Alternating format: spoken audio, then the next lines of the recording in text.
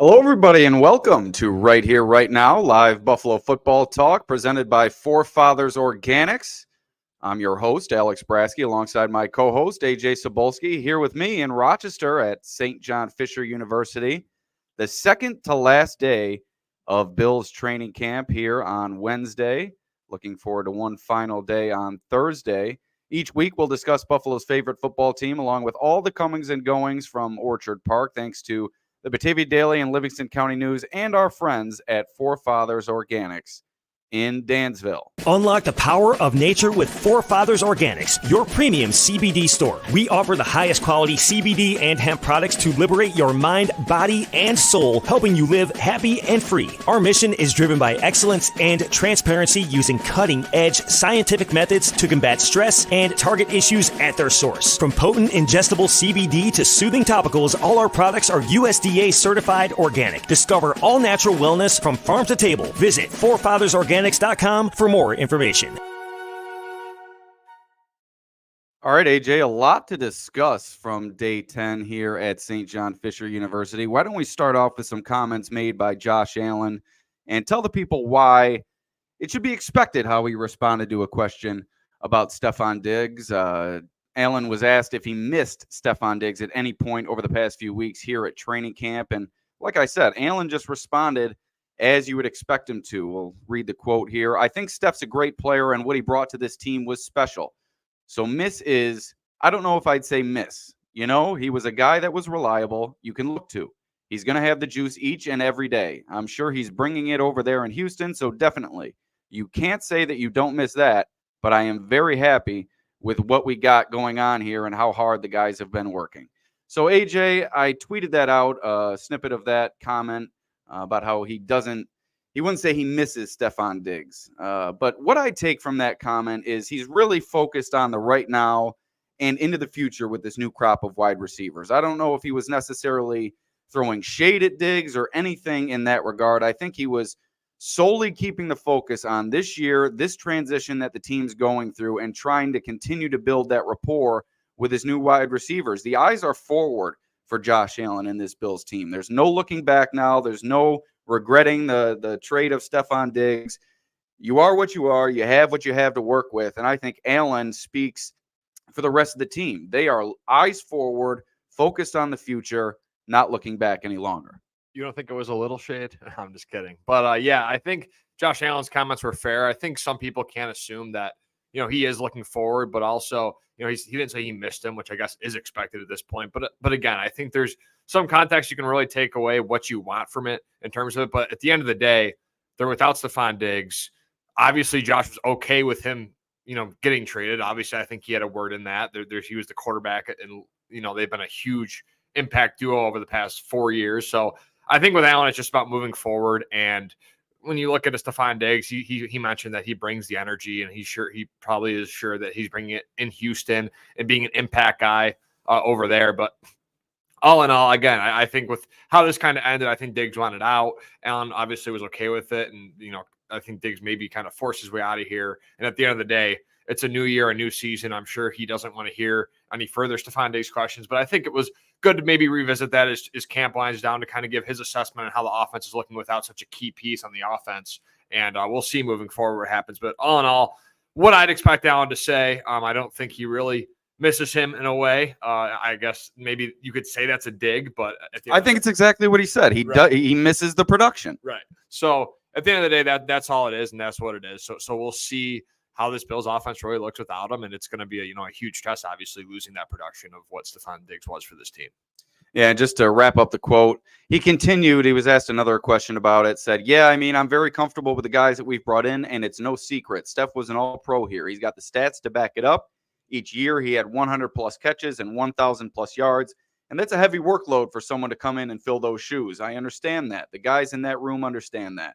And this is where I think he really focuses on the future and the task at hand. But at the same time, and this is the continuation of the quote, but at the same time, the approach that these guys have had of working hard and putting their heads down, when they get the ball, they get the ball. When they don't, they're doing everything they can to help somebody else get the ball and break them free. So I guess we'll find out. Now, that may be a little Right. a little shade at Stefon Diggs, because Stefon Diggs, obviously, when he didn't get the ball, was not very happy and kind of caused a ruckus on the sideline. And I think Allen's comfortable where he is now with this new crop of wide receivers. He's really the alpha dog in that huddle, spreading the ball around as he has throughout training camp and doing it successfully outside of when he's throwing the ball James Cook's way during sometimes throughout training camp. And that's the next topic of conversation we'll have here, the lead within my takeaways on the dailynewsonline.com. And one of the main storylines heading into Bills training camp was James Cook and whether or not he could elevate his game to be, he had a great season last year, but without Stefon Diggs and Gabe Davis, if he could be really that bell cow of the offense, maybe increase carries, increase touches. And so far, some of the reliability with James Cook has been a concern, dropping passes down the field. Today, he fumbled one that Damar Hamlin was in on. We'll get to Damar Hamlin's day a little bit later, but I think Cook's ball security issues obviously becoming a growing concern, and it's not something you can ignore anymore. It's happening time and again during training camp, just not finishing the play, I thought, on both circumstances today. The play during 7-on-7 that he dropped, crossed the end zone with the ball in two hands, but Benford was there behind him to pop it out, and then Hamlin later, before Cook was able to complete the catch going to the ground, he popped it out again. So there's also been balls that have gone right through Cook's hands. So ball security and drops remain an issue for James Cook, and a significant one 10 days into training camp with the preseason looming. Yeah, I think the right word, and maybe you agree with this, from James Cook is just lackadaisical, it feels like at times. Like you said, he's not finishing plays. The play from Allen to Cook, it was right on the money. It was a great catch over the shoulder. It looked like a natural receiver making the play, something that James Cook was drafted for, that natural wide receiver ability from the running back position. And he's about to cross the goal line, but again, a lackadaisical kind of entrance, I would say, into the end zone. And Christian Bedford, comes over the top and continues. He's a guy that continues to make plays out there. Gets the ball out from Cook and makes the play. Bobby Babbitt runs over. That's exactly what we want from you, and gives him a big hug after the play. But yeah, you're looking at, James Cook, a guy that had question marks last year, I think, as a pass catcher. What can he be? He dropped some easy touchdowns. He also made some spectacular plays. Obviously, the Dallas game always comes to mind when thinking about James Cook and his emergence last season. But the consistency with the drops and the fumbling issues, I think, is becoming a concern. And Ray Davis is waiting in the wings, and I think he's a guy that's really looked good, out of the backfield and in between the tackles. Even today had some nice burst upfield, made a nice cut and hit the boundary with some speed and got to the third level of the defense. So I think you have a situation where I think drafting Ray Davis in the fourth round, I'm not saying they didn't have full confidence in James Cook, but taking a running back in the fourth round after what James Cook came off of last year, where he was top, 6-7 in total yards in the NFL, top 5 in rushing yards, I think you may have some concerns with what James Cook can be as a consistent, I would say, like every down back in this league to this point. Now, last year he showed that he can be that, but there were still some inconsistencies, and the inconsistencies keep piling up throughout camp. So we'll see. I am concerned with it. I think it's been a lackadaisical approach at times from James Cook, and he needs to figure that out, because, again, I think Ray Davis is waiting in the wings, and I think he'll take a full advantage if James Cook's able. There is, these problems keep occurring. Yeah, at this point, I don't think Cook is in jeopardy of losing his starting job, not even close. The production that he had last year and just the overall talent that he is, I think what these drop issues and these ball security issues are doing are maybe making the Bills have a little bit of doubt in the re-signing of James Cook after his contract expires in 2025. I think they're really set with him, obviously, this year in terms of the role he has on offense. When you lose as much as they did at the wide receiver position, you're really going to have to rely on James Cook. And with these ball security issues, that could be a frightening proposition.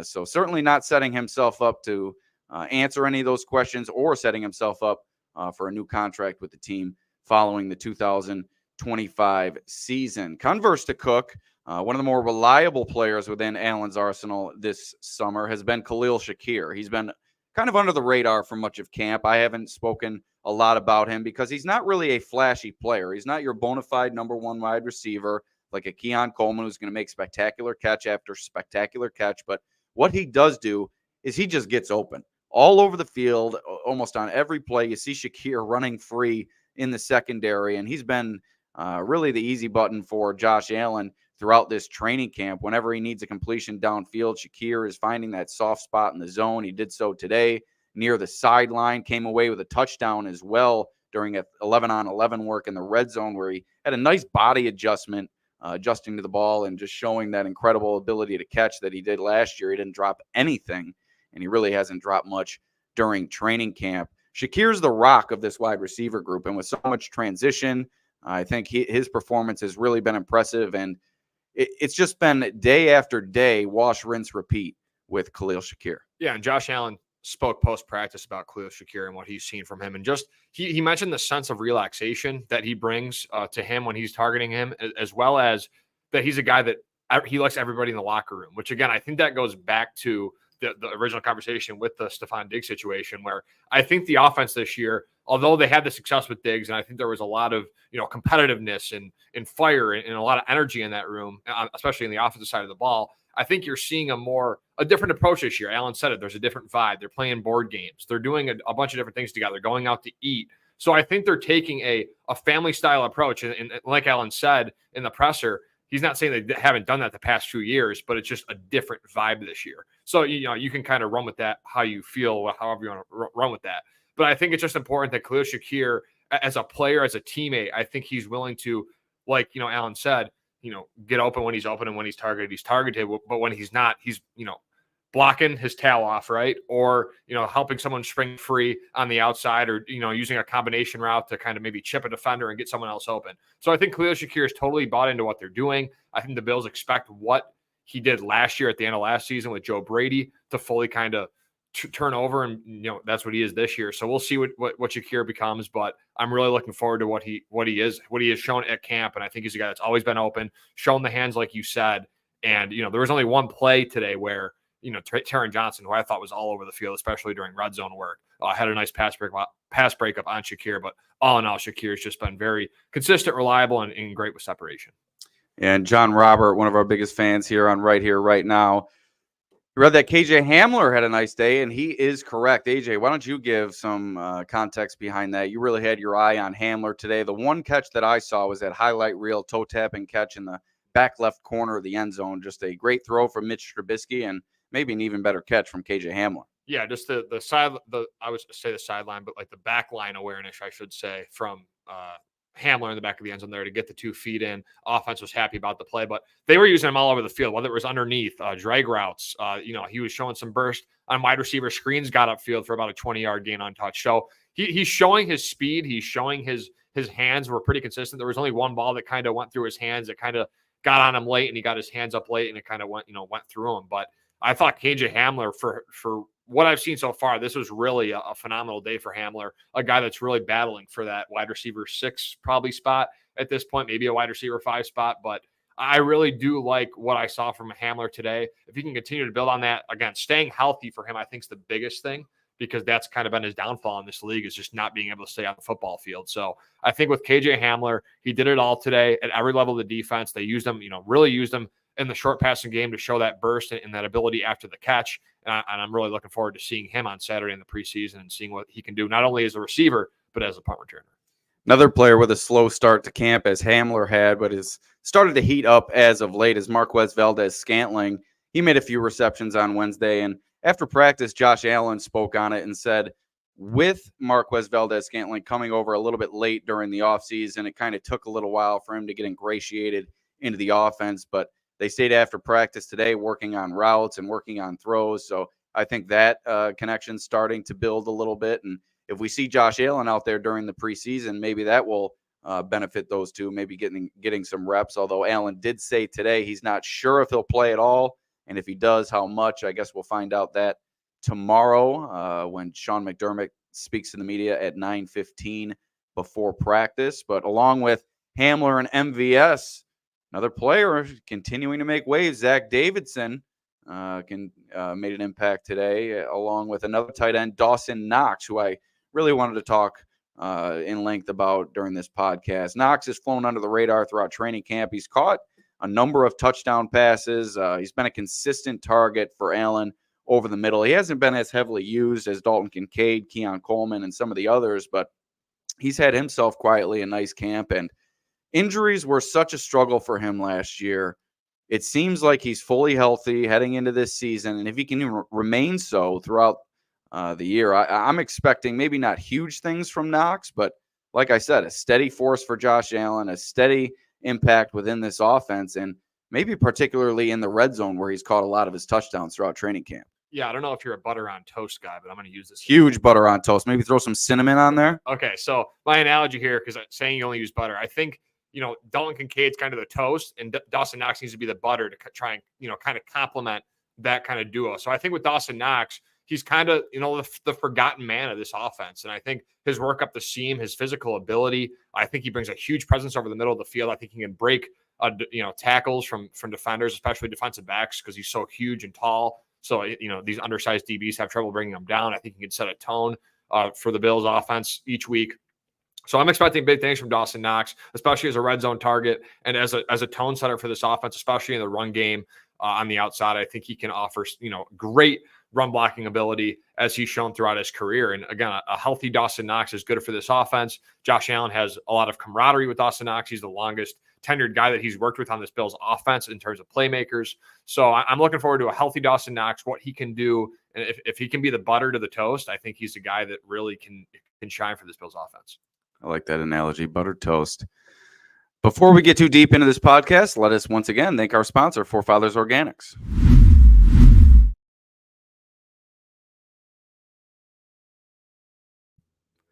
At Forefathers Organics, their mission is to liberate, educate, and innovate with the highest quality CBD and hemp-derived products for your mind, body, and soul so you can live happy and free. Visit them at 87 Franklin Street in Dansville, online at forefathersorganics.com, or call them at 585-335-2223 to learn more about the products they offer.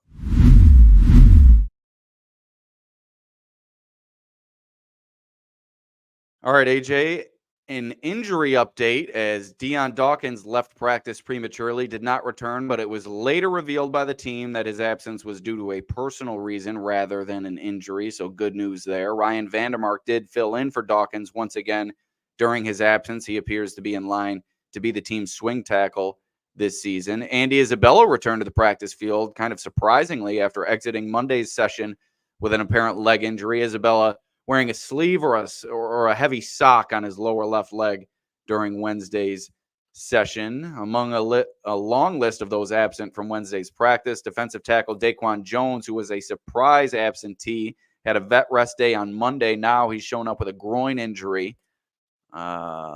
Jones, a non-participant, along with safety Mike Edwards, still with a hamstring. Safety Colt Bishop, a shoulder injury. Running back Ty Johnson, a hamstring injury. Wide receiver Chase Claypool, a toe injury. Wide receiver Justin Shorter, a knee injury. Offensive lineman Travis Clayton, a shoulder injury. Linebacker Nicholas Moreau, a core/groin injury. And Edifon Ulofoshio with a rib injury. I did see Claypool, Johnson, and Ulofoshio ramping up a little bit with athletic trainers off to the side. Cole Bishop's been riding the bike alongside Edwards in recent days. So all these guys progressing in the right direction. I don't think anybody's dealing with too extended or too significant of an injury. So hopefully we see some of these guys out here maybe tomorrow or the preseason game. The top one I think a lot of people want to see is Chase Claypool and whether or not he can make another push for a roster spot. But moving on, the defensive side of the ball, plenty of defensive fireworks to report from Wednesday's practice. Damar Hamlin had a great day, AJ. All three levels of the defense, defending in pass coverage, rushing the passer, run support as well. It's been a great offseason and training camp for Hamlin. He continues to stack these days, and he's been presented with a great opportunity with the injuries to Mike Edwards and Cole Bishop, and he's really taking advantage of it, forced that fumble for James Cook, and helped on a would-be pressure with Von Miller and Dwayne Carter, helped flush Josh Allen out of the pocket. And he also had a would-be tackle for loss against James Cook on a run early during 11-on-11. So Hamlin had a tall climb to begin this offseason in training camp, but things, Red Sea kind of parting for him, and he's taking full advantage. Yeah, I think what I saw from Damar Hamlin, this was, in my opinion, the first time I was really walked away like impressed. I know I put a tweet out mid-practice. Just his instincts really stood out to me today. And to be a safety in this league, you have to be instinctual. And I feel like in years past, there's been some times where he's hesitant prior to the injury where he started 15 games that year in replacement of Micah Hyde. So with that, I think DeMar needs to continue to progress, take advantage of these opportunities that he's getting with the ones while Mike Edwards and Cole Bishop get back from their Edwards of the hamstring and Bishop the shoulder injury.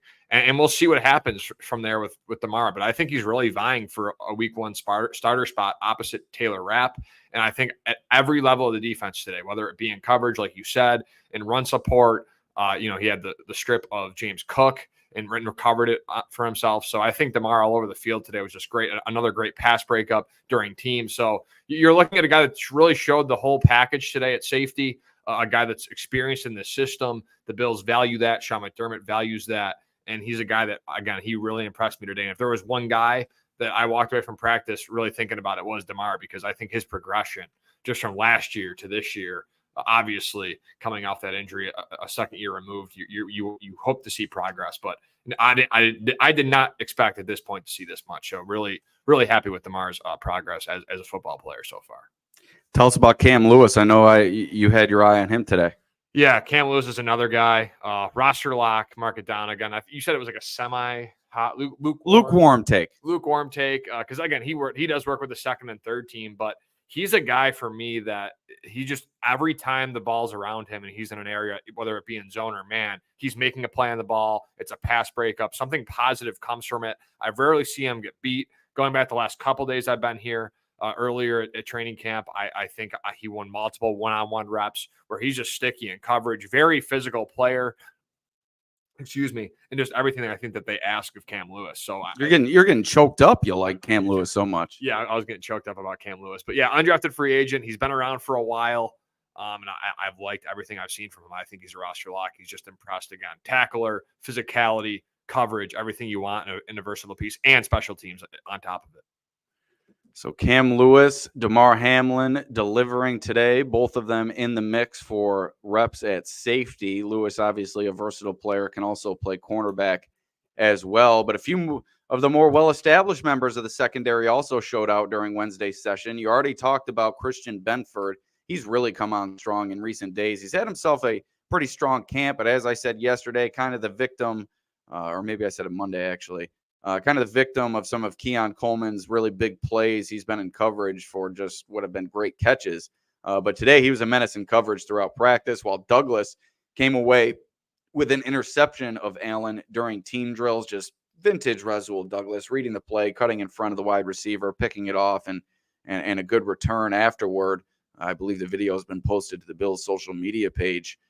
There's been plenty of discussion regarding Kaiir Elam's ascension within this cornerback room, but Benford and Douglas have the number 1 and number 2 jobs locked up, and today proved why. Yeah, Benford is just all over the field, and it's crazy because he gets beat like every corner in the league, but when he does get beat, sometimes he recovers well and makes a pass breakup, or he, like you said, he strips James Cook of the ball right near the end zone today. He always seems to counter when he gets beat, and I think that's just a great mindset, great resiliency shown from Benford throughout camp. And I think it's a good opposite of what you said, James Cook. James Cook, a little lackadaisical finishing the play. Benford almost plays after the whistle. Right. So, yeah, and that's what you want from a corner, I think. And again, you being from Villanova, a 6th-round pick, I think that kind of, again, gives a chip on your shoulder. And he's a guy that's continued to fight. And now Trey White's gone, a guy that's been a veteran leader in this room for a long, long time, cornerback 1 of this team. I know injuries kind of derailed that towards the tail end of his time in Buffalo. But I think with Benford, he has no real pressure in front of him in terms of a guy that is kind of ahead of him right now. I don't think Rasul Douglas is clearly ahead of Christian Benford. I think they're both very good in their own ways. I think Douglas probably gets beat a little bit more than in Benford. I think Benford's a little bit better in coverage from what I've seen so far. But I think Douglas, again, that ball hawking prowess and what he does, it's exactly why Brandon Beane got him at the trade deadline. 9 interceptions in the last 2 seasons, a guy that has done it throughout his whole career, very experienced, a great journey. He was, he didn't even make an NFL roster his first couple seasons, goes on a practice squad, then kind of finds his way in Green Bay. He gave credit to the defensive backs coach over there. And now he's in Buffalo and continuing to make plays as a ball hawk. You're seeing that. I think with Douglas, the splash plays and the interceptions more, and I still think he's solid in coverage. But with Benford, I think you're seeing a true, if you need a corner to go guard the best guy or I'm not saying he can guard Justin Jefferson, but I'm just using this as an example. If you want him to guard the best player on the offensive side of the ball, I think right now I would trust Christian Benford more than anyone else on this roster, aside from Taron Johnson. But again, he's a slot guy. So on the boundary, number one receiver, I want Christian Benford guarding that guy. A couple other members of the secondary, Terrell Burgess and Kendall Williamson with big plays today, both coming away with interceptions. And then to Corey Couch, also a diving interception during 7-on-7. And Kenai Lovely with a big pass breakup to conclude team drills. Really got a rise out of the defensive sideline. Elsewhere on defense, edge rusher, Javon Solomon, the rookie, really starting to pick up his game as training camp goes along. Several impressive pressures today. A bit undersized, but his pass rushing ability just undeniable, throughout training camp. His bend, his burst, his athleticism. He's able to go quick off the line.